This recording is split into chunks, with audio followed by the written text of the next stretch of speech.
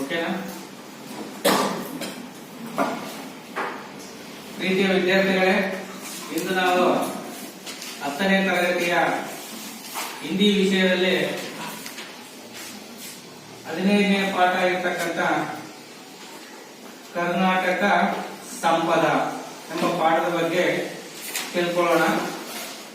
ಹಾಗಾದ್ರೆ ಈ ಪಾಠವನ್ನ ತಿಳ್ಕೊಳ್ಳೋಕ್ಕಿಂತ ಮೊದಲು ಕೆಲವೊಂದು ಪ್ರಶ್ನೆಗಳನ್ನ ಕೇಳ್ತೀನಿ. ಗೊತ್ತಿದ್ದರೆ ಮಾತ್ರ ಆನ್ಸರ್ ಮಾಡ್ಬೇಕಾಗುತ್ತೆ. ದೀಕ್ಷಿತ್ ಹೇಳಪ್ಪ, ನಮ್ಮ ದೇಶದ ಹೆಸರು ಯಾವುದು? ನಮ್ಮ ದೇಶದ ಹೆಸರು ಭಾರತ. ಶಿಕ್ಷಣ, ನಮ್ಮ ಭಾರತ ದೇಶ ಜನಸಂಖ್ಯೆಯಲ್ಲಿ ಎಷ್ಟನೇ ಸ್ಥಾನವನ್ನ ಪಡ್ಕೊಂಡಿದೆ? Very good. ವಿಶ್ವದಲ್ಲಿ ಎರಡನೇ ಸ್ಥಾನವನ್ನ ಪಡ್ಕೊಂಡಿದೆ. ಧನ್ಯವಾದ ಹೇಳಮ್ಮ. ಹಾಗಾದ್ರೆ ನಮ್ಮ ರಾಜ್ಯ ಯಾವುದು? Very good. ನಮ್ಮ ರಾಜ್ಯ ಕರ್ನಾಟಕ. ಇಂದು ನಾವು ನಮ್ಮ ಕರ್ನಾಟಕದ ಬಗ್ಗೆ ಇವತ್ತು ನಾವು ತಿಳ್ಕೊಳ್ಳೋಣ ಮಕ್ಕಳೇ. ಅದರಲ್ಲಿ ಕೂಡ ಈ ಕರ್ನಾಟಕದಲ್ಲಿ ನಿಮ್ಗೆ ಹಲವಾರು ವಿಚಾರಗಳು ನಿಮ್ಗೆ ಗೊತ್ತಿದ್ದಾವೆ. ಹಾಗಾದ್ರೆ ನಮ್ಮ ಕರ್ನಾಟಕದ ರಾಜಧಾನಿ ಯಾವುದು? ಶಿಕ್ಷಣ ವೆರಿ ಗುಡ್. ಬೆಂಗಳೂರು. ಈ ಬೆಂಗಳೂರು ಮತ್ತೆ ನಾವೆಲ್ಲ ನೋಡಿದೀವಿ. ಆ ಬೆಂಗಳೂರಲ್ಲಿ ನಾವು ನೋಡ್ತಕ್ಕಂತ ಸ್ಥಳಗಳು, ಮುಖ್ಯವಾಗಿರ್ತಕ್ಕಂಥ ಸ್ಥಳಗಳು ಯಾವ ಇದಾವೆ? ಬೆಂಗಳೂರಲ್ಲಿ ಇರ್ತಕ್ಕಂಥ ಮುಖ್ಯವಾದ ಸ್ಥಳಗಳು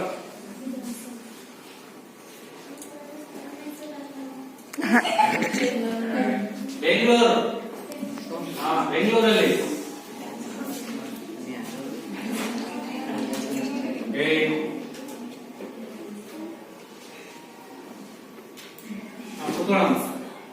ಇಲ್ಲಿ ಲೋಹಿತ ಹೇಳಪ್ಪ. ಲೋಹಿತ್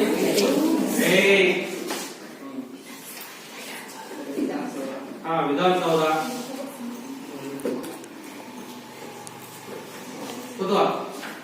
ನೋಡಿ, ನಾವು ನಮ್ಮ ರಾಜಧಾನಿ ಬೆಂಗಳೂರು ಆದ್ರೂ ಕೂಡ ಇನ್ನ ಮುಖ್ಯವಾದ ಸ್ಥಳಗಳು ನಾವು ಕೆಲವೊಂದು ನಾವು ತಿಳ್ಕೊಂಡಿದ್ವಿ. ಇವತ್ತು ನಮ್ಮ ಕರ್ನಾಟಕ ರಾಜ್ಯದ ಸಂಪದ್ಭರಿತವಾಗಿರ್ತಕ್ಕಂಥ ವಿಚಾರಗಳನ್ನ ಇವತ್ತು ನಾವು ತಿಳ್ಕೊಳ್ಳೋಣ. ಅಂದ್ರೆ ಬೆಂಗಳೂರಲ್ಲಿ ಏನೋ ವಿಧಾನಸೌಧ ಇದೆ, ಮತ್ತೆ ಹೈಕೋರ್ಟ್ ಇದೆ, ಹೌದಲ್ವಾ? ಮತ್ತೆ ದೊಡ್ಡ ದೊಡ್ಡ ಫ್ಯಾಕ್ಟರಿಗಳು, ಕೈಗಾರಿಕಾ ಫ್ಯಾಕ್ಟರಿಗಳು ಇದಾವೆ. ಒಳ್ಳೊಳ್ಳೆ ಉದ್ಯೋಗಕ್ಕೆ ಏನೋ ಒಳ್ಳೆ ಅವಕಾಶಗಳು ಕೂಡ ಆ ಬೆಂಗಳೂರಲ್ಲಿ ಇವತ್ತು ಅವಕಾಶಗಳಿದಾವೆ, ಹೌದಲ್ವಾ? ಹಾಗಾಗಿ ಇನ್ನು ಹಲವಾರು ವಿಚಾರಗಳು ಬೆಂಗಳೂರಲ್ಲಿ ನಮಗೆ ಸಿಗುತ್ತೆ. ಹಾಗೆ ಇಂದು ನಾವು ಈ ಕರ್ನಾಟಕದ ಸಂಪದ ಅಂದ್ರೆ ಕರ್ನಾಟಕದ ಸಂಪತ್ತು ಅಂತ ಹೇಳ್ಬೇಕು. ಅಂದ್ರೆ ನಮ್ಮ ಕರ್ನಾಟಕದ ಸಂಪದ್ಭರಿತವಾಗಿರ್ತಕ್ಕಂಥ ಕರ್ನಾಟಕದ ಬಗ್ಗೆ ಇಂದು ನಾವು ತಿಳ್ಕೊಳ್ಳೋಣ. ಅರ್ಥ ಆಯ್ತಾ? ಇದರ ಶೀರ್ಷಿಕೆ ಅರ್ಥನೇ ಕರ್ನಾಟಕದ ಸಂಪತ್ತು, ಹೌದಲ್ವಾ? ಈಗ ಈ ಪಾಠವನ್ನ ಪ್ರಾರಂಭ ಮಾಡೋದಕ್ಕಿಂತ ಮೊದಲು ಇದು ಒಂದು ಸಂಗ್ರಹ. ಇದರಲ್ಲಿ ಯಾವುದೇ ಲೇಖಕರ ಪರಿಚಯ ಇಲ್ಲ. ಒಂದು ಆಯ್ದ ಭಾಗವನ್ನ ನಿಮ್ಗೆ ಇಟ್ಟಿದ್ದಾರೆ ನೋಡಿ. ಇದರಲ್ಲಿ ಶಬ್ದಾರ್ಥ ನೋಡ್ಕೊಳ್ಳಿ. ಆಭಾರಿ ಅಂತ ಇದೆ. ಆಭಾರಿ ಅಂತ ಇದೆ. ಈಗ ಅಂದ್ರೆ ಏನಪ್ಪಾ ಅಂದ್ರೆ ಜನಸಂಖ್ಯೆ ಅಂತ ಹೇಳ್ಬಿಟ್ಟು ಜನಸಂಖ್ಯೆ. ಆಭಾರಿ ಅಂದ್ರೆ ಜನಸಂಖ್ಯೆ. ನೆಕ್ಸ್ಟ್ ಸಂವರ್ಣ ಅಂತ ಇದೆ ನೋಡಿ. ಸಂವರ್ಣ ಅಂದ್ರೆ ಸಜಾನ ಅಂತ ಇದೆ. ಸಜಾನ ಅಂದ್ರೆ ಸಿಂಗರಿಸು.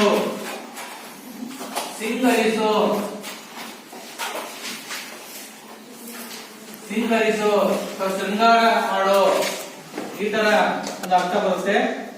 ನೆಕ್ಸ್ಟ್ ಸುಷ್ಮಾ ಅಂತ ಇದೆ ನೋಡಿ. ಸುಷ್ಮಾ ಅಂದ್ರೆ ಅತ್ಯಧಿಕ ಸುಂದರತಾ ಅಂತ ಇದೆ. ಹಿಂದಿ ಅರ್ಥ ಅಂದ್ರೆ ಸೌಂದರ್ಯ. ಬುಕ್ನಲ್ಲಿ ನೋಡಿ ಸೌಂದರ್ಯ ಅಂತ ಹೇಳ್ಬಿಟ್ಟು. ನೆಕ್ಸ್ಟ್ ಲಹರಾನ ಅಂತ ಇದೆ ನೋಡಿ. ಲಹರಾನ ಅಂದ್ರೆ ತರಂಗಿಕೋನ ಅಂದ್ರೆ ಅಲೆ ಅಂತ ಹೇಳ್ಬಿಟ್ಟು.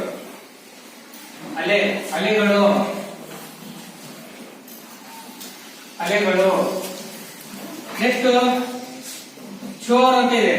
ಚೋರ್ ಅಂದ್ರೆ ದಡ ಅಥವಾ ತುದಿ, ಕೊನೆ. ದಡ ಅಥವಾ ತುದಿ ಅಥವಾ ಕೊನೆ. ಇಂಗ್ಲಿಷ್ ನಲ್ಲಿ ಭಾಗ ಅಂತ ಕರೆಯುವಲ್ಲ, ಅದು ಕೊನೆಯ ಭಾಗ ಅಥವಾ ಮೂಲೆ, ಇಷ್ಟ ಅರ್ಥ ಬರುತ್ತೆ. ನೆಕ್ಸ್ಟ್ ಘಾಟ್. ಘಾಟ್ ಅಂದ್ರೆ ಹೇಳಿದೆವು, ಪಶ್ಚಿಮ ಘಟ್ಟಗಳು ಘಾಟ್ ಸೆಕ್ಷನ್ ಅಂತ ಕರಿತೀವಿ. ಅಂದ್ರೆ ಏರಿಳಿತವಾದ ದಾರಿ,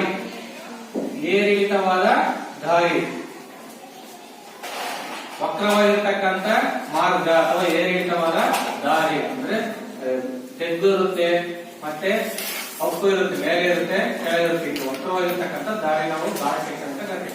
ನೀವು ಧರ್ಮಸ್ಥಳದಲ್ಲಿ ಹೋದಾಗ ಗೊತ್ತಾಗುತ್ತೆ, ಹೆಂಗೆ ರೋಡು ನೇರವಾಗಿರೋದಿಲ್ಲ, ಎಲ್ಲ ಏನೋ ಆ ಬೆಟ್ಟ ಗುಡ್ಡಗಳ ನಡುವೆ ವಕ್ರವಾಗಿ ಏನೋ ಹೋಗ್ತಾ ಇರ್ತಕ್ಕಂಥ ಸರ್ಪಾಕಾರದ ರಸ್ತೆ ಅಂತ ಕರಿತೀವಿ. ಅದಕ್ಕೆ ನಾವು ಘಾಟ್ ಸೆಕ್ಷನ್ ಅಂತ ಕರಿತೀವಿ. ನೆಕ್ಸ್ಟ್ ಆವ್ಲಿ ಅಂದ್ರೆ ಕತಾರ ಅಂತ ಇದೆ. ಕತಾರ ಅಂದ್ರೆ ಪಂಕ್ತಿ ಅಂದ್ರೆ ಸಾಲು ಲೈನ್ ಅಂತ ಕರಿತೀರಲ್ಲ, ಅದು ಸಾಲು. ನೆಕ್ಸ್ಟ್ ದಿಗ್ಗಜ ಅಂತ ಇದೆ. ನಾವು ದಿಗ್ಗಜ ಬರ್ತೀವಿ ಅಂದ್ರೆ ಮಹಾನ್ ವ್ಯಕ್ತಿಗಳು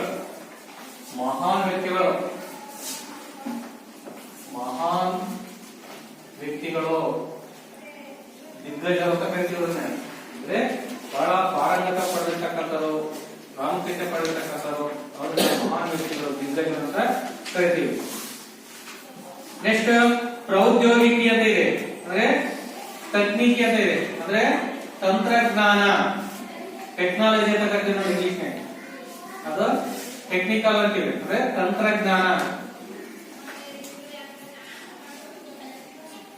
ನೆಕ್ಸ್ಟ್ ಉಪಲಬ್ಧಿ ಅಂತ ಇದೆ. ಉಪಲಬ್ಧಿ ಅಂದ್ರೆ ಪ್ರಾಪ್ತಿ ಅಂದ್ರೆ ಪಡೆದ, ದೊರೆತ ಅಥವಾ ಪಡೆದ ಅಥವಾ ಸಿಕ್ಕ. ನೆಕ್ಸ್ಟ್ ಪಟಲ್ ಅಂತ ನೋಡಿ. ಪಟಲ್ ಅಂತ ಇದೆಯಲ್ಲ, ಪರದ ಅಂದ್ರೆ ಪರದೆ. ಮಂಜು ಬರ್ಕೋ. ಪರದೆ. ಧಾತು ಅಂತ ಇದೆಯಲ್ಲ, ಧಾತು ಅಂದ್ರೆ ಖನಿಜ ವಸ್ತುಗಳು. ಅದು ಯಾವ್ದಾರ ಮ್ಯಾಂಗನೀಸ್, ಸಿಲ್ವರ್, ಐರನ್, ಮತ್ತೆ ಸೋನಾ ಅಂದ್ರೆ ಬಂಗಾರ, ಇವೆಲ್ಲ ಧಾತುಗಳು, ಖನಿಜ ಪದಾರ್ಥ. ನೆಕ್ಸ್ಟ್ ಇಸ್ಪಾತ್ ಅಂತ ಇದೆ ನೋಡಿ. ಇಸ್ಪಾತ್ ಅಂದ್ರೆ ಪೌಲಾದ್ ಅಂದ್ರೆ ಸ್ಟೀಲ್ ಅಂದ್ರೆ ಕಬ್ಬಿಣ. ಅಂದ್ರೆ ಎತ್ತಕ್ಕಿಂತ ಉಕ್ಕು ಅಂತ ಕರಿತೀವಿ ನಾವು.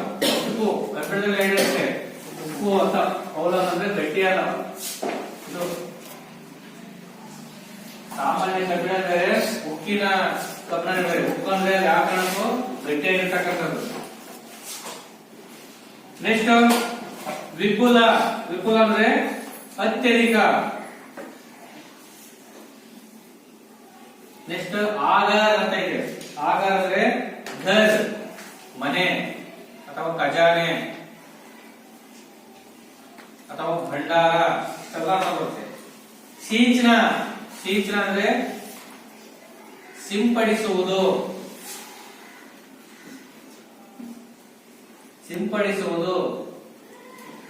ಇಂಗ್ಲಿಷ್ ಸ್ಪ್ರೇ ಅಂತ ನೋಡಿ. ಎಲ್ಲಾ ಕಡೆ ಅದು ಡೈವರ್ಟ್ ಆಗೋ ಸ್ಪ್ರೇ ಅಂದ್ರೆ ನಾವು ಕನ್ನಡ ಸಿಂಪಡಿಸುವುದು.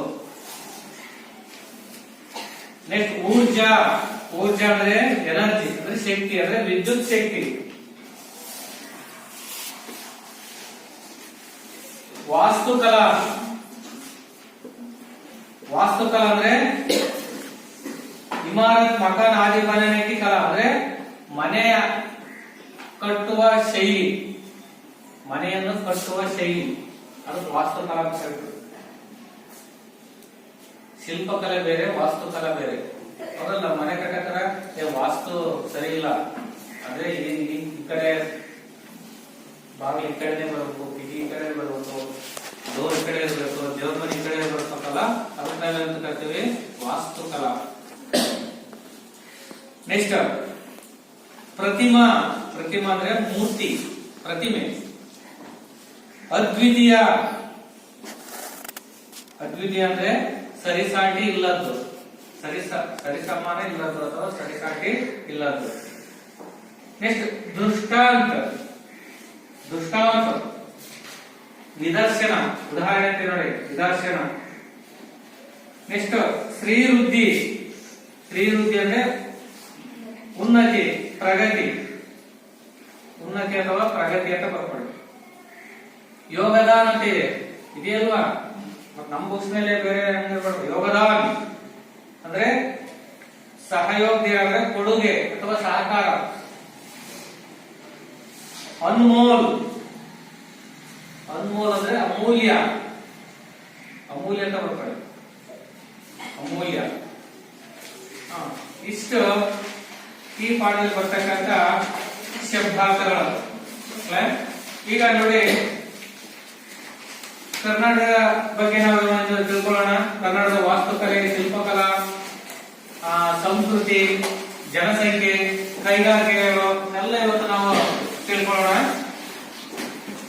ಪ್ರಸ್ತುತ ಈ ಪಾಠ ನಿಬಂಧ ರೂಪದಲ್ಲಿದೆ. ಯಾವುದು? ನಿಬಂಧ. ನಿಬಂಧ ಅಂದ್ರೆ ಏನು? ಪ್ರಬಂಧ ರೂಪದಲ್ಲಿದೆ. ನೀವು ಬೇಕಾದ್ರೆ ಟಿಪ್ಪಣಿ ರೂಪದಲ್ಲಿ ಕರ್ನಾಟಕದ ರಾಜ್ಯವನ್ನು ಕುರಿತು ಟಿಪ್ಪಣಿ ಬರೆಯಿರಿ, ಕರ್ನಾಟಕಕ್ಕೆ ಬಾರೆ ಮೇ ಜೋ ನಿಬಂಧ ಲಿಖಿಯೇ ಅಂತ ಏನಾರ ನಿಮಗೆ ಪ್ರಶ್ನೆ ಬಂತು ಅಂದ್ರೆ ಕನ್ನಡದಲ್ಲಾಗಿರ್ಬೋದು, ಹಿಂದಿಯಲ್ಲಾಗಿರ್ಬೋದು, ಇಂಗ್ಲಿಷಲ್ಲಾಗಿರ್ಬೋದು ವಿಚಾರಗಳನ್ನ ಬರೀಬೇಕಾಗಿದೆ. ಇದು ಪ್ರಬಂಧದ ರೂಪದಲ್ಲಿದೆ, ನಿಬಂಧದ ರೂಪದಲ್ಲಿದೆ ಈ ಪಾಠ. ನೋಡ್ಕೊಳ್ಳಿ. प्रस्तुत निबंध द्वारा छात्र कर्नाटक के अतीत वैभव, वर्तमान प्रौद्योगिकी विकास तथा प्रकृति संपदा के साथ साथ इस राज्य के महान व्यक्तियों की साधना का परिचय प्राप्त करते हैं.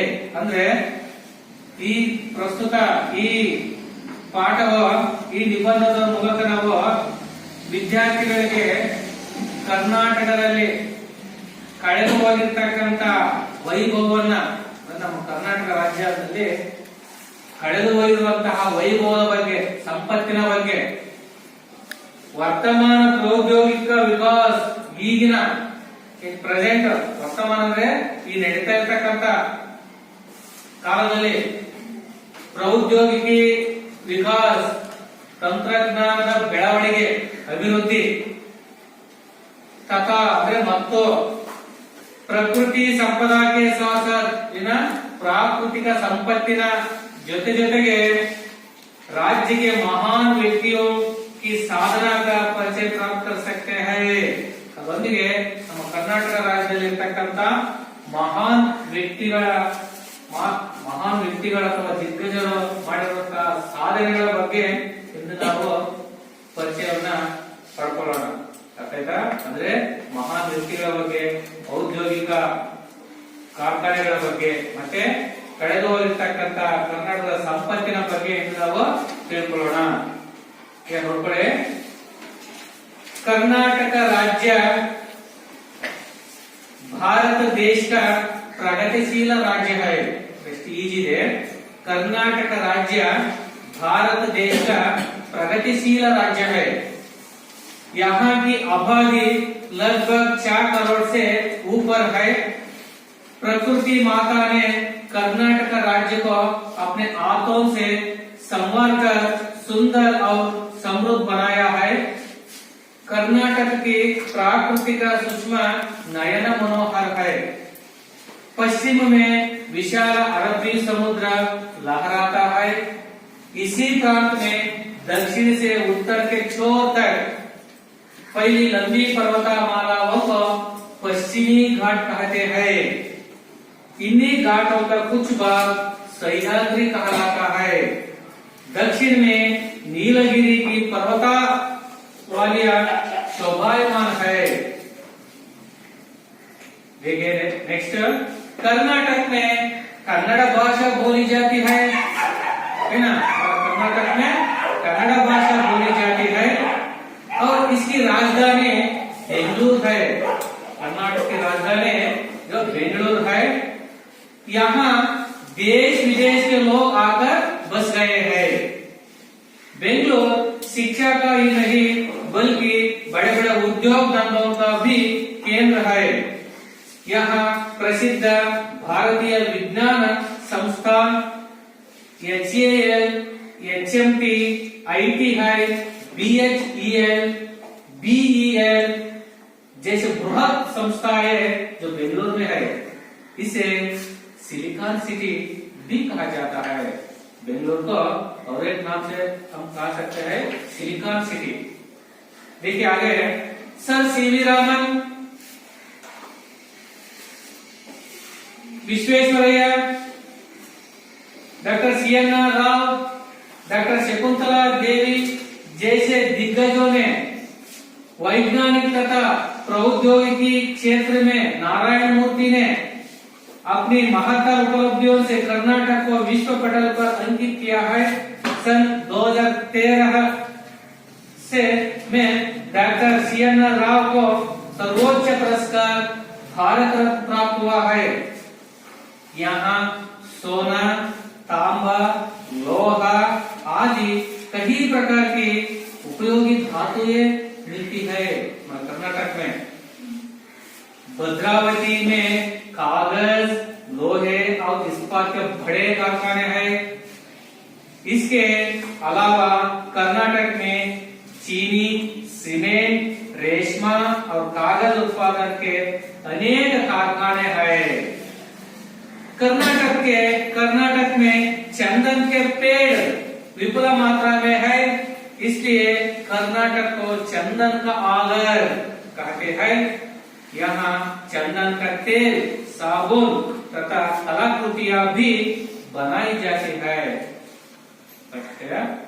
बहुत धन्यवाद।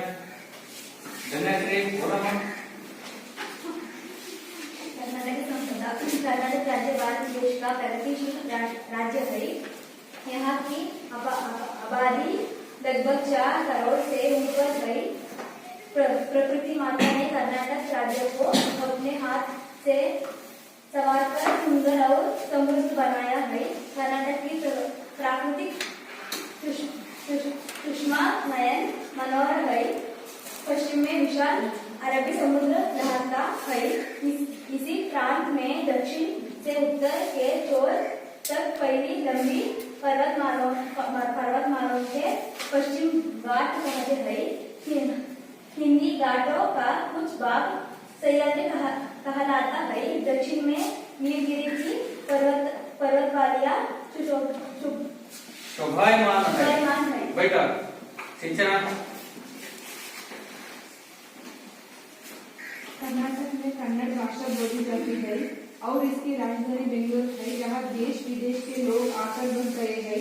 बेंगलुरु शिक्षा के ही नहीं बल्कि बड़े बड़े उद्योगी धंधों का भी केंद्र है। यहाँ प्रसिद्ध भारतीय विज्ञान संस्थान HAL, HMT, ITI, BHEL, BEL जैसे बहुत संस्थान है। इसे सिलिकॉन सिटी भी कहा जाता है।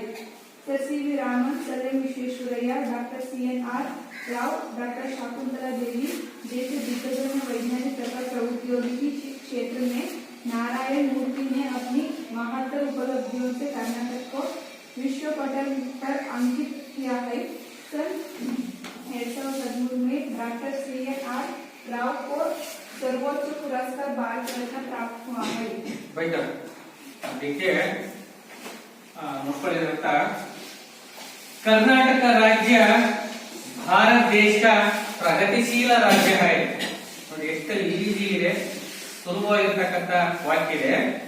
ಕರ್ನಾಟಕ ರಾಜ್ಯ ಕನ್ನಡ ಒಳ್ಳೆಯದು। ಕರ್ನಾಟಕ ರಾಜ್ಯ ಭಾರತ ದೇಶ ನೋಡಿ, ಭಾರತ ದೇಶದ ಅಂದ್ರೆ ಹೊರಟು ಬರುತ್ತೆ। ಕರ್ನಾಟಕ ರಾಜ್ಯವು ಭಾರತ ದೇಶದ ಪ್ರಗತಿಶೀಲ ರಾಜ್ಯ है ಅಂದ್ರೆ ಪ್ರಗತಿ ಹೊಂದುತ್ತಿರುವ ರಾಜ್ಯವಾಗಿದೆ, ಅಭಿವೃದ್ಧಿ ಹೊಂದುತ್ತಿರುವ ರಾಜ್ಯವಾಗಿದೆ। ಯಾವುದೋ ಕರ್ನಾಟಕ, ಯಾವುದೋ ಕರ್ನಾಟಕ ರಾಜ್ಯವು ಭಾರತ ದೇಶದ ಪ್ರಗತಿಶೀಲ ರಾಜ್ಯ ಅಂದ್ರೆ ಅಭಿವೃದ್ಧಿ ಹೊಂದುತ್ತಿರುವ ರಾಜ್ಯವಾಗಿದೆ ಅಥವಾ ಮುಂದುವರಿಯುತ್ತಿರುವ ರಾಜ್ಯವಾಗಿದೆ.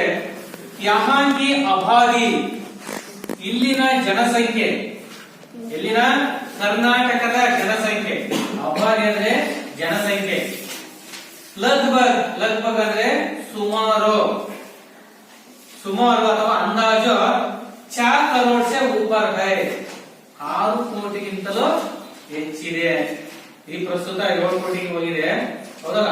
ಅವಾಗ ಬಂದ್ರೆ ಅಂದ್ರೆ ಅಂತ ಹೇಳಿದರೆ ಜನಸಂಖ್ಯೆ ನಿಗದಿ ಅಂತ ಹೇಳಕ್ಕಲ್ಲ, ಕನಿಷ್ಠ ಅಥವಾ ಸುಮಾರು ಅಥವಾ ಅಂದಾಜು ಅಂತ ಉಪಯೋಗಿಸ್ತಾರೆ. ಅಂದಾಜು 6 ಕೋಟಿಗಿಂತಲೂ ಹೆಚ್ಚಿದೆ. ಅಲ್ಲಿ ನಮ್ಮ ಕರ್ನಾಟಕ ರಾಜ್ಯದ ಜನಸಂಖ್ಯೆ. ಅರ್ಥನಪ್ಪ, ಕರ್ನಾಟಕ ರಾಜ್ಯವು ಭಾರತ ದೇಶದ ಪ್ರಗತಿಶೀಲ ರಾಜ್ಯ ಇದೆ. ಇಲ್ಲಿನ ಜನಸಂಖ್ಯೆ ಕರ್ನಾಟಕ ಜೋ ಆಬಾದಿ ಲಗ್ಭಗ್ 6 ಕರೋಡ್ ಸೆ ಊಪರ್ ಹೈ, 6 ಕೋಟಿಗಿಂತಲೂ ಹೆಚ್ಚಿದೆ, ಹೌದಲ್ವಾ? ಹಾಗಾಗಿ ನಮ್ಮ ಭಾರತ ದೇಶದ ಎಷ್ಟಿದೆ ಈಗ? 130 ಕೋಟಿಗಿಂತಲೂ ಹೆಚ್ಚಿದೆ.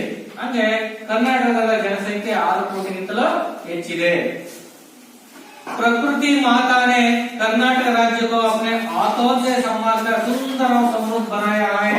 ನೋಡಿ, ಪ್ರಕೃತಿ ಮಾತಾನೆ ಅಂದ್ರೆ ಪ್ರಕೃತಿ ದೇವಿಯೋ, ನಮ್ಮ ಕರ್ನಾಟಕದ ಈ ಪ್ರಕೃತಿ ಏನ್ ಕಾಣ್ತಲ್ಲ ಪರಿಸರ, ಆ ಪ್ರಕೃತಿ ಮಾತೆಯೋ, ಪ್ರಕೃತಿಗೆ ತಾಯಿಯ ಹೋಲಿಕೆ ಮಾಡಿದರೆ ಆ ಪ್ರಕೃತಿ ಮಾತಾನೆ ಕರ್ನಾಟಕ ರಾಜ್ಯಕ್ಕೋ, ನಮ್ಮ ಕರ್ನಾಟಕ ರಾಜ್ಯವನ್ನ अपने हाथों से ತನ್ನ ಕೈಯಾರೆ, ತನ್ನ ಕೈಯಿಂದಲೇ, ಪ್ರಕೃತಿ ಮಾತೆಯೋ ತನ್ನ ಕೈಯಿಂದಲೇ ಎಲ್ಲಾ ಕಡೆ ತಾನೇ ಸಜಾನೆ ಅಂದ್ರೆ ಎಲ್ಲ ಕಡೆ ಶೃಂಗಾರಗೊಳಿಸಿ, ಸಿಂಗರಿಸಿ, ಮಧುವಣಗಿತ್ತಿಯ ರೀತಿಯಲ್ಲಿ ನೋಡೋಕೆ ಸುಂದರ ಸಮೃದ್ಧ ಬನಾಯ ಹೈ, ಬಹಳ ಸುಂದರವಾಗಿ ಸಂಪದ್ಭರಿತವಾಗಿರ್ತಕ್ಕಂಥ ಒಂದು ಪ್ರಕೃತಿಯನ್ನ ನಮ್ಮ ಕರ್ನಾಟಕ ಒಳಗೊಂಡಿದೆ. ನಾವು ನೋಡಿದಾಗ ಅಂತಾರೆ ದೊಡ್ಡ ದೊಡ್ಡ ಕವಿಗಳು, ನೀವು ಆಗುಂಬೆ ಆ ಕಡೆ ಮೈಸೂರು ಕಡೆ ಆ ಕಡೆ ಹೋದಾಗ, ಶಿವಮೊಗ್ಗ ಕಡೆ ಹೋದಾಗ, ಚಿರತಳ್ಳಿ ಕಡೆ ಹೋದಾಗ ಗೊತ್ತಾಗುತ್ತೆ ಅಪ್ಪ ಎಷ್ಟು ಸುಂದರವಾಗಿದೆ, ಅಪ್ಪ ಹಚ್ಚ ಹಸಿರಿನಿಂದ ಕೂಡಿದೆ ಪ್ರಕೃತಿ ಮಾತೆಗೆ ನಮ್ಮ ನಮಸ್ಕಾರಗಳು ಅಂತ ಕೂಡ ನಾವು ಹೇಳ್ಬೋದು. ಅಷ್ಟು ಒಂದು ವಾತಾವರಣ ಇರುತ್ತೆ. ಹಾಗಾಗಿ ಕರ್ನಾಟಕಕ್ಕೆ ಪ್ರಾಕೃತಿಕ ಸೂಕ್ಷ್ಮ ನಯನ ಮನೋಹರ ಹೈ. ಹಾಗಾಗಿ ನಮ್ಮ ಕರ್ನಾಟಕದ ಪ್ರಾಕೃತಿಕ ಸೌಂದರ್ಯವು ನಯನ ಮನೋಹರ ಹೈ. ನಯನ ಅಂದ್ರೆ ಕಣ್ಣು, ಅಂದ್ರೆ ನಮ್ಮ ಕಣ್ಣಿಗೆ ಒಳ್ಳೆ ಬಹಳ ಮನೋಹರವಾಗಿ ಕಾಣ್ತಾ ಇದೆ. ಯಾವ್ದೋ ಕರ್ನಾಟಕ ರಾಜ್ಯದ ಜೋ ಪ್ರಕೃತಿ ಸೌಂದರ್ಯ ಜೋ ನಯನ ಮನೋಹರ ಹೈ. ಕ್ವಶನ್ ಇದೆ, कर्नाटक की प्राकृतिक सौंदर्य का वर्णन कीजिए. दिस पॉइंट बरीಬೇಕು. ಏನು? ಕರ್ನಾಟಕ की प्राकृतिक सूक्ष्म, सूक्ष्म ಅಂತ ಬರೆಯೋದು ಸೌಂದರ್ಯ ಅಥವಾ ಸುಂದರತಾ, ನಯನ ಮನೋಹರ ಹೈ. ನಯನ ಅಂದ್ರೆ ಆಂಖ, ಕಣ್ಣು, ನೋಡೋದಕ್ಕೆ ಮನೋಹರ. ವಿಶಾಲ ಅರಬ್ಬಿ ಸಮುದ್ರಧಾರಾತ ಹೈ. ಪಶ್ಚಿಮ ದಿಕ್ಕಿನಲ್ಲಿ, ಕರ್ನಾಟಕದ ಪಶ್ಚಿಮ ದಿಕ್ಕಿನಲ್ಲಿ ವಿಶಾಲವಾದ ಯಾವ ಸಮುದ್ರ ಇರ್ತಿದೆ? ಅರಬ್ಬಿ ಸಮುದ್ರಧಾರಾತ ಹೈ. ಅರಬ್ಬಿ ಸಮುದ್ರ ಇರ್ತಿದೆ ಪಶ್ಚಿಮ ಭಾಗದಲ್ಲಿ. इसी प्रांत में दक्षिण से उत्तर के छोर तक फैली लंबी पर्वतमालाओं को पश्चिमी घाट कहते हैं. ನೋಡಿ, ಇದೇ ಪ್ರಾಂತದಲ್ಲಿ ದಕ್ಷಿಣದಿಂದ ಉತ್ತರದ ಕೊನೆಯವರೆಗೆ, ಇದೇ ಪ್ರಾಂತದ ದಕ್ಷಿಣದಿಂದ ಉತ್ತರದವರೆಗೆ ಹಬ್ಬಿರುವಂತಹ ಲಂಬಿ ಪರ್ವತಮಾಲ, ಎತ್ತರವಾದ ಬೆಟ್ಟಗಳನ್ನ, ಗುಡ್ಡಗಳನ್ನ ಪಶ್ಚಿಮಿ ಘಾಟ್ ಕಾತೆ ಹೈ. ಪಶ್ಚಿಮ ಘಟ್ಟಗಳು ಎಂದು ಕರೆಯುತ್ತೇವೆ. ನಿಮ್ಮ ಸೋಚಿಯಲ್ಲೇ ಬರುತ್ತೆ ಪಶ್ಚಿಮ ಘಟ್ಟಗಳು ಅಂತ ಹೇಳ್ಬಿಟ್ಟು, ಹೌದಲ್ಲ? ಅಂದ್ರೆ ಎಲ್ಲಿಂದ್ರೆ ದಕ್ಷಿಣದಿಂದ ಉತ್ತರದ ಕೊನೆಯವರೆಗೆ ಹಬ್ಬಿರುವಂತಹ ಎತ್ತರವಾದ ಬೆಟ್ಟ ಗುಡ್ಡಗಳಿಗೆ ನಾವು ಪಶ್ಚಿಮ ಘಟ್ಟಗಳು ಅಂತ ಕರಿತೇವೆ. ಮತ್ತೆ ನೋಡಿ ಅದರಲ್ಲೇ ಇನ್ನಿ ಘಾಟೋಂಕ ಕುಚ್ ಭಾಗ, ಆ ಪಶ್ಚಿಮ ಘಟ್ಟಗಳ ಕೆಲವೊಂದು ಭಾಗ ಸಹ್ಯಾದ್ರಿ ಕಹಲಾತ ಹೈ. ಸಹ್ಯಾದ್ರಿ ಬೆಟ್ಟಗಳು ಅಂತ ಕರಿತೇವೆ. ಈ ಶಿವಮೊಗ್ಗ ಆ ಕಡೆ ಎಲ್ಲ ಹೋದ್ರೆ ಅವಕ್ಕೆಲ್ಲ ಏನಂತಾರೆ? ಸಹ್ಯಾದ್ರಿ ಅಂತ ಕರೀತಾವ. ಸಹ್ಯಾದ್ರಿ ಬೆಟ್ಟಗಳು ಅಂತ ಕರಿತಿರ್ತಾರೆ. ಇಲ್ಲಿ ಆ ಶಿವಮೊಗ್ಗದ ಆ ಕಡೆ ಇರ್ತಕ್ಕಂಥ ಶಿವಮೊಗ್ಗ ಜಿಲ್ಲೆ ಇರ್ತಕ್ಕಂಥ ಸಹ್ಯಾದ್ರಿ ಬೆಟ್ಟಗಳು ಅಂತ ಕರಿತೀವಿ.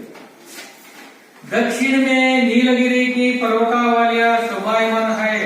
ನೋಡಿ, ದಕ್ಷಿಣದಲ್ಲಿ ನೀಲಗಿರಿ ಕಿ ಪರ್ವತಾವಲಿಯ, ನೀಲಗಿರಿಯನ್ನ ಬೆಳೆಯುವಂತ ದೊಡ್ಡ ದೊಡ್ಡ ಬೆಟ್ಟ ಗುಡ್ಡಗಳು ಶೋಭಾಯಮಾನವಾಗಿರುವಂತೆ ನೋಡಕ್ ಬಹಳ ಚೆನ್ನಾಗಿ ಕಾಣ್ತಾ ಇರುವಂತೆ. ಇಲ್ಲಿ ಈ ಕಡೆ ದಕ್ಷಿಣ ಭಾರತ ಹೋದಾಗ ಎಲ್ಲ ನೀಲಗಿರಿ ಬೆಟ್ಟಗಳು, ಇಲ್ಲಿ ನಮ್ ಕಡೆ ತ್ಯಾಗ ಮೊನ್ನೆ ಗಂಧ ಆ ಮರಗಳಿಂದ ಎಲ್ಲ ನೀಲಗಿರಿ ಬೆಳೆಯುವಂತ ಎತ್ತರವಾಗಿರ್ತಕ್ಕಂಥ ಬೆಟ್ಟಗುಡ್ಡಗಳಂತೆ ದಕ್ಷಿಣ ಭಾಗದಲ್ಲಿ. ಹಾಗೆ ನಮ್ಮ ಕರ್ನಾಟಕ ರಾಜ್ಯದ ಪ್ರಕೃತಿ ಸೌಂದರ್ಯ ಈ ರೀತಿ ಕೂಡ ಇದೆ. ನಿಮ್ಗೆಲ್ಲ ಇದೆ ಕ್ವಶನ್, ಪಶ್ಚಿಮ ಘಾಟ್ ಕಿಸ್ಸೆ ಘಾಟ್ ಅದೆಲ್ಲ ಕ್ವಶನ್ ಇದೆ. ಪಶ್ಚಿಮ ಘಟ್ಟಗಳು ಅಂದ್ರೆ ಏನು, ಸಹ್ಯಾದ್ರಿ ಅಂದ್ರೆ ಏನು ಅನ್ನೋದ ಒಳಗಡೆಲ್ಲ ಬರುತ್ತೆ. ನೆಕ್ಸ್ಟ್ ನೋಡಿ, ಇದು ಕರ್ನಾಟಕ ರಾಜ್ಯದ ಸ್ವಲ್ಪ ಪರಿಚಯ ಆಯ್ತು. ನೆಕ್ಸ್ಟ್ कर्नाटक में कन्नड़ भाषा बोली जाती है. ಹೌದಲ್ಲಪ್ಪ ಶರತ್, ನಮ್ಮ ಕರ್ನಾಟಕದಲ್ಲಿ ಕನ್ನಡ ಭಾಷೆಯನ್ನ ಮಾತನಾಡುತ್ತಾರೆ. ಬೋಲಿ ಜಾತಿ ಅಂದ್ರೆ ಕನ್ನಡವನ್ನ ಮಾತನಾಡುವರು. ಒಂದ್ಸಲ ಕನ್ನಡ ಓದೋದು ಕೂಡ ಕೇಳ್ತಾರೆ.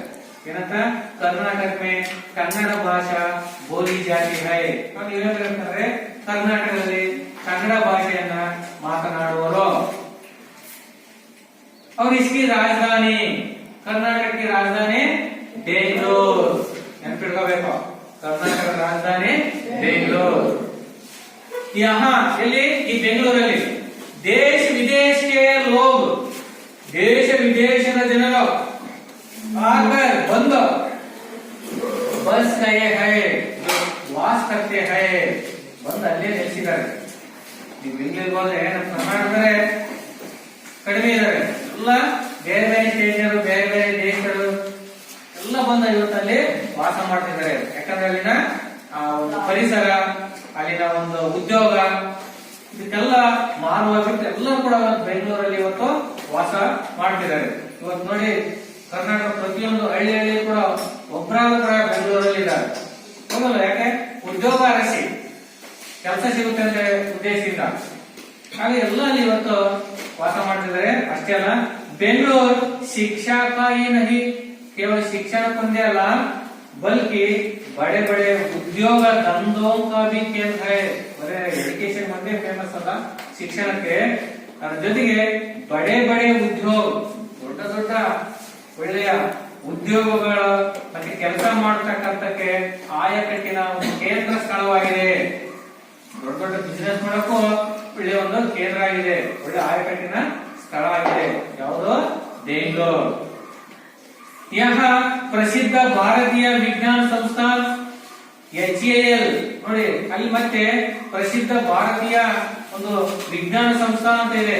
ಅಂದ್ರೆ ಕೇಂದ್ರ ಸರ್ಕಾರದ ಅಡಿಯಲ್ಲಿರ್ತಕ್ಕಂಥ ಒಂದು ವಿಜ್ಞಾನ ಸಂಸ್ಥಾನ ಅಂತ ಇದೆ. ಸರ್ದಾರ್ ವಿಶ್ವೇಶ್ವರಯ್ಯ ಏನೋ ಸಂಸ್ಥಾನ ಅಂತ ಇದೆ. ಅದು HAL ನೋಡಿ, HAL ಅಂತ ಒಂದು ಏನೋ ಫ್ಯಾಕ್ಟರಿ ಕೈಗಾರಿಕೆ ಕೂಡ ಇದೆ. HAL, HMT ಅದು ಕೂಡ ದೊಡ್ಡ ಕೈಗಾರಿಕೆ. ITI ಅನ್ನೋದು ಕೂಡ ಒಂದು ಕೈಗಾರಿಕೆ ಹೆಸರು. BHEL ಅದು ಕೂಡ ದೊಡ್ಡ ಒಂದು ಕೈಗಾರಿಕೆ. BEL जैसी बृहत संस्थाएं है बेंगलुरु में. ನೋಡಿ, ಅದಕ್ಕೆಲ್ಲ ಲಾಂಚ್ ಮಾಡಿರೋದು HAL ಅಂದ್ರೆ ಹಿಂದೂಸ್ತಾನ್ ಏರೋನಾಟಿಕ್ ಲಿಮಿಟೆಡ್. ಅಂದ್ರೆ ಏರ್ಪೋರ್ಟ್ ಇವೆಲ್ಲ ಮಿಷಿನ್ಗಳೆಲ್ಲ ಏನೋ ಪ್ರೊಡಕ್ಟ್ ಮಾಡ್ತಕ್ಕಂಥದ್ದು HAL ಅಂತ ಕರಿತೀವಿ. ಅದಕ್ಕೆ ಹಿಂದೂಸ್ತಾನ್ ಏರೋನಾಟಿಕಲ್ ಲಿಮಿಟೆಡ್ ಅಂತ ಹೇಳ್ಬಿಟ್ಟು ನಿಮ್ಗೆಲ್ಲ ವಿಸ್ತೃತ ರೂಪ ಕೇಳ್ತಾರೆ. HAL ವಿಸ್ತೃತ ರೂಪ ಲಿಖಿ ಅಂದ್ರೆ H ಅಂದ್ರೆ ಏರೋನಾಟಿಕಲ್, ಸಾರಿ ಹಿಂದೂಸ್ತಾನ್, A ಅಂದ್ರೆ ಏರೋನಾಟಿಕಲ್, L ಅಂದ್ರೆ limited. Next HMT Hindustan machine tools, ಅಂದ್ರೆ ಕೆಲವು ಟೂಲ್ಸ್ ಗಳನ್ನ, ಬಿಡಿ ಭಾಗಗಳನ್ನ ತಯಾರು ಮಾಡ್ತಕ್ಕಂಥ ಫ್ಯಾಕ್ಟರಿ ಕೈಗಾರಿಕೆ. Next ITI Indian telephone industries. ಈ ರೀತಿರ್ತಕ್ಕಂಥ ದೊಡ್ಡ ದೊಡ್ಡ ಕೈಗಾರಿಕೆಗಳು ಬೆಂಗಳೂರಲ್ಲಿ ಜನಿಸಿವೆ. ಹಾಗಾಗಿ ಇसे ಸಿಲಿಕಾನ್ ಸಿಟಿ भी कहा जाता है. ಇದಕ್ಕೆ ನಾವು ಸಿಲಿಕಾನ್ ಸಿಟಿ ಅಂತ ಕರಿತೀವಿ ಅದನ್ನ ಬೆಂಗಳೂರಿಗೆ. ಕ್ವಶನ್ ಯಾವ ರೀತಿ ಕೇಳಬಹುದು, सिलिकॉन सिटी क्यों कहते हैं बेंगलुरु को? अब ये इतने क्या बनेगा, जो बेंगलुरु में बड़ा बड़ा जो उद्योग धंधा का केंद्र भी है, और यहाँ HAL, HMT, ITI, BHEL, BEL जैसे बृहत संस्थाएं हैं, इसलिए बेंगलुरु को सिलिकॉन सिटी कहा जाता है. ಇದೆಲ್ಲ ದೊಡ್ಡ ಕೈಗಾರಿಕೆ ಇರೋದ್ರಿಂದ ಬೆಂಗಳೂರಿಗೆ ನಾವು ಸಿಲಿಕಾನ್ ಸಿಟಿ ಎಂಬ ಹೆಸರು ಬಂದಿದೆ ಅಂತ ನಾವು ಕರೀಬಹುದು. ಅರ್ಥಾಯ್ತಾ? ಕ್ವಶನ್ ಯಾವ ರೀತಿ ಕೇಳಿ ನೀವು ಅರ್ಥ ಮಾಡ್ಕೊಂಡಿರ್ಬೇಕು. Next sir C V Raman, sir M Visvesvaraya, doctor C N R Rao, doctor Shakuntala Devi जैसी दिग्गजों ने वैज्ञानिक तथा प्रौद्योगिकी क्षेत्रों में नारायण मूर्ति ने अपनी महत्तर उपलब्धियों से कर्नाटक को विश्व पटल पर अंकित किया है. महान व्यक्तिಗಳು ಯಾರು? Sir C V Raman. ಯಾರು? ಸಿ ವಿ ರಾಮನ್ ಸೈನ್ಸ್ ನಲ್ಲಿ ಕೇಳಿದ್ರೆ ಭೌತಶಾಸ್ತ್ರದಲ್ಲಿ ಹೌದಲ್ಲ, ನೋಬೆಲ್ ಅವಾರ್ಡ್ ಪಡೆತಕ್ಕಂತ ವ್ಯಕ್ತಿ C V Raman. Raman effect ಆಗಿದೆಯಲ್ಲ ಪಾಠರು. ಮುಂದೆ ಬರುತ್ತೆ. ಸರ್ ಎಂ ವಿಶ್ವೇಶ್ವರಯ್ಯ ಕೇಳಿದಲ್ಲ ಹೆಸರು, ಪ್ರಸಿದ್ಧ ವಿಜ್ಞಾನಿ ಮತ್ತೆ ಮೈಸೂರು ಸಂಸ್ಥಾನದಲ್ಲಿ ದಿವಾನರಾಗಿರ್ತಕ್ಕಂಥವ್ರು. ಈಗಿನ ಕನ್ನಂಬಾಡಿ, ನಿಮ್ಮ ಮೈಸೂರು ಜಿಲ್ಲೆಯ ಕನ್ನಂಬಾಡಿ ಏನಿದೆಯಲ್ಲ KRS, ಅವರ ಕಾರಣೀಭೂತರು, ಅವರ ಪ್ಲಾನ್ ಅದು, ಅವ್ರು ಕಟ್ಟಿರ್ತಕ್ಕಂಥದ್ದು. Sir M Visvesvaraya, doctor C N R Rao ಇವರು ರಸಾಯನ ತಜ್ಞರು ಇವರು. ನೆಕ್ಸ್ಟ್ ಡಾಕ್ಟರ್ ಶಕುಂತಲಾ ದೇವಿ ಇವರು.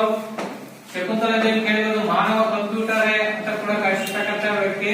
ಇವ್ರಿಗೆ ಯಾವುದೇ ಏನೋ ಲ್ಯಾಪ್ಟಾಪ್ ಇಲ್ಲದೆ ಮತ್ತೆ ಕ್ಯಾಲ್ಸ್ ಇಲ್ಲದೆ ಗಣಿತವನ್ನ ತಕ್ಷಣ ಮಾಡುವಂತಹ ವ್ಯಕ್ತಿ ಇವರು. ಯಾರು? ಶಕುಂತಲಾ ದೇವಿ. ಇಂತ ಮಹಾನ್ ದಿಗ್ಗಜೋನೆ ಅಂದ್ರೆ ಮಹಾನ್ ವ್ಯಕ್ತಿಗಳು ವೈಜ್ಞಾನಿಕ ತಥಾ ಪ್ರೌದ್ಯೋಗಿಕ ಕ್ಷೇತ್ರ ಅದ್ರ ಜೊತೆಗೆ ವಿಜ್ಞಾನ ಮತ್ತೆ ಈ ತಂತ್ರಜ್ಞಾನದಲ್ಲಿ ಕ್ಷೇತ್ರದಲ್ಲಿ ನಾರಾಯಣ ಮೂರ್ತಿ ಅಂದ್ರೆ ಈ ಇನ್ಫೋಸಿಸ್ ದೊಡ್ಡ ಕಂಪನಿ ಇದಾವಲ್ಲ ಅದರ ಒಂದು ಅಧ್ಯಕ್ಷರು ಅವ್ರ ಏನಂತ ನಾರಾಯಣ ಮೂರ್ತಿನೇ ಅಪ್ನೆ ಮಹತ್ತರ ಉಪಲಬ್ಧಿಯೊಂದಿಗೆ ತನ್ನ ಮಹತ್ತರವಾಗಿರ್ತಕ್ಕಂಥ ಒಂದು ಕೊಡುಗೆಯನ್ನ ಅಥವಾ ಸಹಕಾರವನ್ನ ಕೊಟ್ಟೋದ್ರಿಂದ ಕರ್ನಾಟಕ ವಿಶ್ವ ಪಟಲ್ ಪರ್ ಅಂಕಿತ್ ಕಿಯಾ ಹೈ. ನಮ್ಮ ಕರ್ನಾಟಕವನ್ನ ವಿಶ್ವ ಮಟ್ಟದ ಭೂಪಟದಲ್ಲಿ ಕರ್ನಾಟಕವನ್ನು ಗುರುತಿಸುವಂತಹ ಒಂದು ಸಾಧನೆಯನ್ನ ಎಲ್ಲ ಮಾಡಿದ್ದಾರೆ. ಇವೆಲ್ಲ ಸಾಧನೆ ಮಾಡಿದ್ರೆ ಕರ್ನಾಟಕ ಯಾವುದೋ ಒಂದು ಭಾರತ ದೇಶ ಯಾವುದೋ ಒಂದು ಚಿಕ್ಕ ರಾಜ್ಯ ಮಟ್ಟಿಗೆ ಕರ್ನಾಟಕ ಅಷ್ಟೇ ಇವತ್ತು ಗುರುತಿಸುವಂತ ಕೆಲಸ ಆಗ್ತಾ ಇಲ್ಲ. ಇವೆಲ್ಲ ಸಾಧನೆಯಿಂದ ಕರ್ನಾಟಕ ಕೂಡ ಗುರುತಿಸುವಂತಹ ಒಂದು ರಾಜ್ಯ ಆಗಿದೆ. सन 2013 ಇಸ್ವಿಯಲ್ಲಿ doctor C N R Rao ಅವರಿಗೆ ಸರ್ವೋಚ್ಚ ಪುರಸ್ಕಾರ, ಅತ್ಯುನ್ನತ ಭಾರತ ದೇಶದ ಅತ್ಯುನ್ನತ ಯಾವುದೋ ಪ್ರಶಸ್ತಿ ಬಿರುದು ಪದವಿ ಅಂದ್ರೆ ಭಾರತ ರತ್ನ. ಆ ಭಾರತ ರತ್ನವನ್ನ ಕೊಟ್ಟು ಗೌರವಿಸಲಾಯಿತು. ಅದಕ್ಕಿಂತಲೂ ಬೇರಿರತಕ್ಕಂಥ ಪದವಿ ಅನ್ನೋದಿಲ್ಲ. ಭಾರತ ರತ್ನೇ ಅತ್ಯುನ್ನತವಾದ ಪದವಿ ನಮ್ಮ ಭಾರತ ದೇಶದಲ್ಲಿ. ಅಂತ ಪದವಿಯನ್ನ ಇವತ್ತು ಭಾರತ ರತ್ನ ಪದವಿಯನ್ನು ಪಡ್ಕೊಂಡಿರ್ತಾರೆ sir C N R Rao 2013 ಇಸ್ವಿಯಲ್ಲಿ. ನೆಕ್ಸ್ಟ್ ನೋಡಿ, ಮುಂದೆ ನಮ್ಮ ಕರ್ನಾಟಕದಲ್ಲಿ ಸಿಗುವಂತ ಖನಿಜಗಳು ಯಾವ ಸಿಗ್ತಾವಪ್ಪ ಅಂದ್ರೆ ಕೆಲವೊಂದು ಅಕ್ಷರ ಕೊಡಿದ್ರೆ ಬೇಕಾದಷ್ಟು ಸಿಗ್ತವೆ. ಉದಾಹರಣೆಗೆ ಯಹ ಸೋನಾ. ಸೋನಾ ಅಂದ್ರೆ ಚಿನ್ನ, ಬಂಗಾರ. ತಾಂಬ ಅಂದ್ರೆ ತಾಮ್ರ, ಬರ್ಕೋಬೇಕು. ಲೋಹ, ಲೋಹ ಅಂದ್ರೆ ಕಬ್ಬಿಣ. ಯಾವ ಕನ್ನಡದಲ್ಲಿ ಬಂಗಾರ, ತಾಮ್ರ, ಕಬ್ಬಿಣ ಆದಿ ಇನ್ನು ಮುಂತಾಗಿರ್ತಕ್ಕಂಥ ಕಹಿ ಪ್ರಕಾರಕ್ಕೆ ಅನೇಕ ರೀತಿಯ ಉಪಯೋಗಿ ಧಾತುವೆ, ಉಪಯೋಗಕ್ಕೆ ಬರುವಂತಹ ಧಾತುಗಳು, ಖನಿಜ ವಸ್ತುಗಳು, ಖನಿಜ ಪದಾರ್ಥಗಳು ಸಿಗುತ್ತವೆ ಇಲ್ಲಿ ನಮ್ಮ ಕರ್ನಾಟಕ ರಾಜ್ಯದಲ್ಲಿ. ನೆಕ್ಸ್ಟ್ ನೋಡಿ, ಭದ್ರಾವತಿ ಮೇ ಕೇಳಿದ್ರೆ ಹೆಸರು ಭದ್ರಾವತಿ ಎಲ್ಲಿ ಬರುತ್ತೆ? ಶಿವಮೊಗ್ಗ ಜಿಲ್ಲೆಯ ಬರ್ತಕ್ಕಂಥ ಭದ್ರಾವತಿ ಒಂದು ತಾಲೂಕು. ಶಿವಮೊಗ್ಗ ಜಿಲ್ಲೆಯಲ್ಲಿ ಬರ್ತಕ್ಕಂಥ ಒಂದು ತಾಲೂಕು ಯಾವುದು? ಭದ್ರಾವತಿ. ಈ ಭದ್ರಾವತಿಯಲ್ಲಿ ಕಾಗಜ, ಕಾಗದದ ಕಾರ್ಖಾನೆ ಅಡ್ಲೆ ಮಾಡ್ಕೊಳ್ಳಿ. ಲೋಹೆ और इस्पात, ಏನೋ ಲೋಹೆ ಅಂದ್ರೆ ಕಬ್ಬಿಣ, और इस्पात ಅಂದ್ರೆ ಉಕ್ಕು. ಬರ್ಕೊಳ್ಳಿ. ಭದ್ರಾವತಿ में रहने वाले दो कारखानों को नाम लिखिए ಅಂತ ಕ್ವಶನ್ ಇದೆ. ಭದ್ರಾವತಿಯಲ್ಲಿರುವಂತ ಎರಡು ಕಾರ್ಖಾನೆಗಳ ಹೆಸರನ್ನು ಬರೆಯಿರಿ. ನೀವೇನ್ ಬರೀಬೇಕು? ಒಂದು ಕಾಗಜ್, ಎರಡನೇದು ಲೋಹ और इस्पात. ಲೋಹ ಅಂದ್ರೆ ಕಬ್ಬಿಣ, ಇಸ್ಪಾತ್ ಅಂದ್ರೆ ಉಕ್ಕು. ಕನ್ನಡ ಅಂತ ಬರ್ಕೊಳ್ಳಿ. ಇಸ್ಪಾತ್ ಅಂದ್ರೆ ಉಕ್ಕು. ಹೆಂಗೆ ಕಬ್ಬಿಣ ಮತ್ತು ಉಕ್ಕಿನ ಕೈಗಾರಿಕೆ ಅಂತ ಇರ್ತವಲ್ಲ ಹಂಗೆ ಉಕ್ಕಿನ ಕೈಗಾರಿಕೆ ಬಡೆ ಕಾರ್ಖಾನೆ ಹೈ, ದೊಡ್ಡ ಕಾರ್ಖಾನೆಗಳು ಇವೆ ಇಲ್ಲಿ ಭದ್ರಾವತಿಯಲ್ಲಿ. इसके अलावा ಇವುಗಳನ್ನು ಹೊರತುಪಡಿಸಿ ನಮ್ಮ ಕರ್ನಾಟಕದಲ್ಲಿ ಬೇಕಾದಷ್ಟು ಕಾರ್ಖಾನೆಗಳಿವೆ. ಅದ್ರಲ್ಲಿ ನೋಡಿ ಕರ್ನಾಟಕದಲ್ಲಿ ಚೀನಿ ಅಂದ್ರೆ ಸಕ್ಕರೆ, ಶುಗರ್ ಫ್ಯಾಕ್ಟರಿ, ಸಕ್ಕರೆ ಕೈಗಾರಿಕೆ, ಸಿಮೆಂಟ್ ಅಂದ್ರೆ ಸಿಮೆಂಟ್ ಕನ್ನಡದಲ್ಲಿ, ರೇಷ್ಮೆ ಕೈಗಾರಿಕೆ, और कागज उत्पादन, कागज उत्पादने अनेक. नेक्स्ट नोड़े कर्नाटक में चंदन के पेड़ विपुल मात्रा में है. ನಮ್ಮ ಕರ್ನಾಟಕವನ್ನ ಗಂಧದ ಬೀಡು, ಗಂಧದ ಗುಡಿ, ಚಂದದ ವನ ಅಂತ ಕರಿತೀವಿ. ಯಾಕೆ ಕರಿತೀವಪ್ಪ ಅಂದ್ರೆ कर्नाटक में चंदन का पेड़ ಅಂದ್ರೆ ಶ್ರೀಗಂಧದ ಮರ. ವರ್ಷ ಪೆನ್ ಹಿಡ್ಕೊಂಡ್ರೆ ಈ ಕಡೆ ಗಮನ ಇರುತ್ತೆ.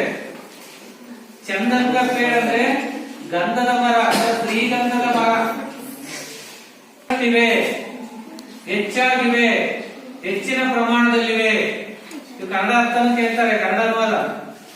कर्नाटक में चंदन के पेड़ विपुल मात्रा में है. ಕರ್ನಾಟಕದಲ್ಲಿ ಶ್ರೀಗಂಧದ ಮರಗಳು ಹೆಚ್ಚಾಗಿವೆ, ಅಧಿಕ ಪ್ರಮಾಣದಲ್ಲಿವೆ.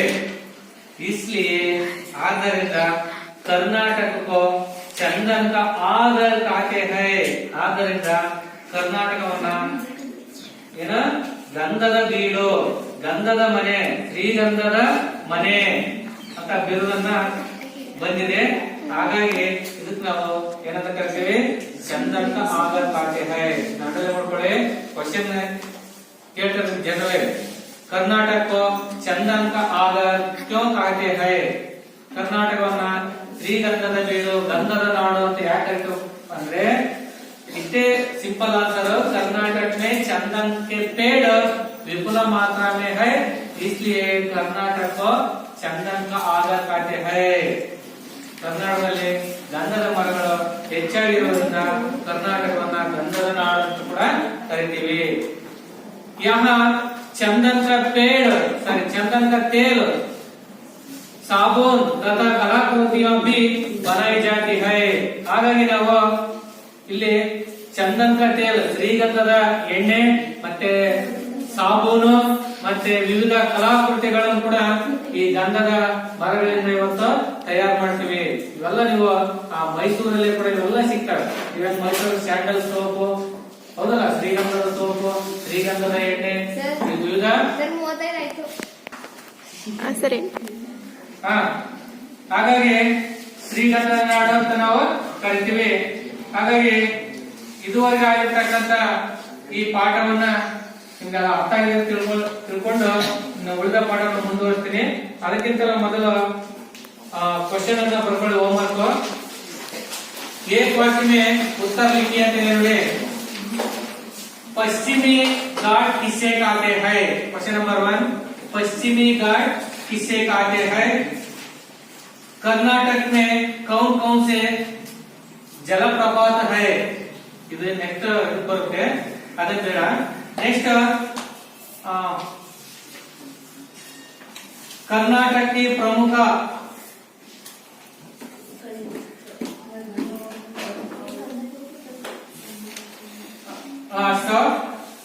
पश्चिमी घाट किसे कहते हैं ಅದನ್ನು ಬರ್ಕೊಂಡ್ರೆ, ಇನ್ನೊಂದು ಬರ್ಕೊಳ್ಳಿ, ಅರಬ್ಬಿ ಸಮುದ್ರ कर्नाटक की किस दिशा में है? ಅದನ್ನು ಬರ್ಕೊಳ್ಳಿ. ಎಂಟನೇದು, अरबी समुद्र कर्नाटक की किस दिशा में है? ಅದೊಂದು. ನೆಕ್ಸ್ಟ್ ಇನ್ನೊಂದು ಜನರಲ್ ಆಗಿ, कर्नाटक को ಬರ್ಕೊಳ್ಳಿ, चंदन का आगर क्यों कहते हैं? ಅದು ಬಹಳ ಇಂಪಾರ್ಟೆಂಟ್. कर्नाटक को चंदन का आगर क्यों कहते हैं? ಇದು ಇದರಲ್ಲಿಲ್ಲ ಪಾಠದಲ್ಲಿ. ನೆಕ್ಸ್ಟ್ 4 ಮತ್ತು 5 ವರ್ಷದಲ್ಲಿ ಮೊದಲನೇದು, ಕರ್ನಾಟಕಕ್ಕೆ ಪ್ರಾಕೃತಿಕ ಸೌಂದರ್ಯ ವರ್ಣನೆ कीजिए. ಕರ್ನಾಟಕದ ಪ್ರಾಕೃತಿಕ ಸೌಂದರ್ಯವನ್ನ ವರ್ಣನೆ ಮಾಡಿ. ಇಷ್ಟು ಕ್ವಶನ್ಗೆ ನಾಳೆ ಉತ್ತರವನ್ನ ಬರ್ಕೊಂಡು ಬರಬೇಕು. ಇದುವರೆಗೆ ಆಗಿರ್ತಕ್ಕಂಥ ಪಾಠ ಅರ್ಥ ತಿಳ್ಕೊಂಡು ಇವತ್ತು ಈ ಪಾಠವನ್ನ ಮುಕ್ತಾಯ ಮಾಡ್ತೇನೆ. ಧನ್ಯವಾದಗಳು.